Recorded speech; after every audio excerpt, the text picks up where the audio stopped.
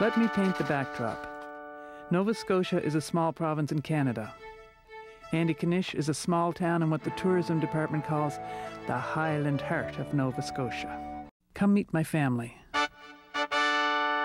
Mum and Dad, Pauline and Bernard Keating. And this is the cast they unleashed on the world. The instability of the first half of the 1900s affected our parents' generation. By the time the Second World War was over, it seemed everyone in Canada tried to model their family on this formula: a Christian community, a single family dwelling, a working father, a stay-at-home mother. But they didn't necessarily add up to the ideal functional family.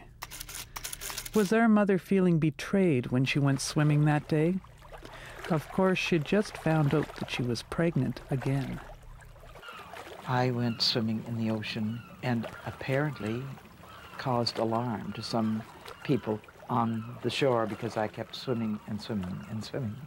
They could barely see my head, and they were deciding that they better launch the motorboat and go after me when I turned around and got a little bit bigger and bigger.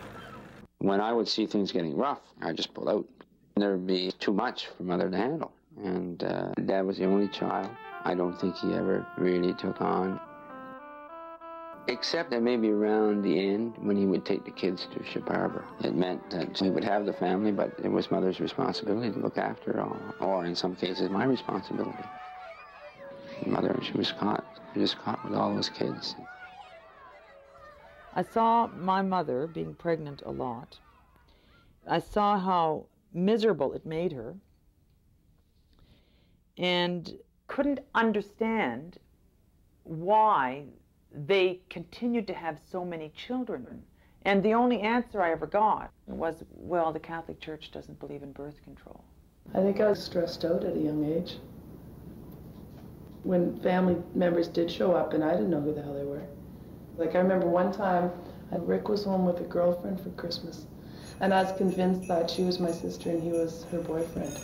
I remember feeling all the time that you just weren't clean. Inside, outside, there's no way we could be clean enough.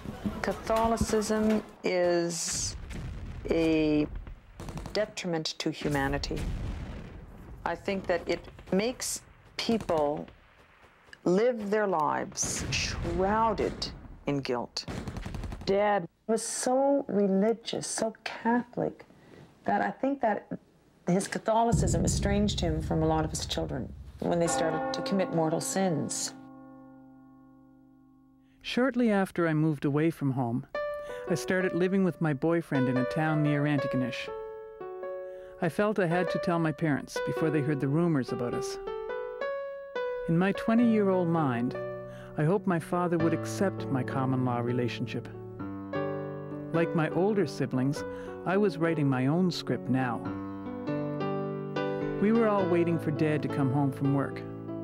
As soon as he came through the front door, I went by myself to tell him. I can't remember if he slapped me across the face, maybe not, but it felt like he did. He said I was no longer his daughter. He forbid me to see the family. I was crying and I ran upstairs to the bedroom that used to be mine. But as soon as I sat down on the bed, it hit me that this wasn't my home anymore, and it never could be again. So here's the final act.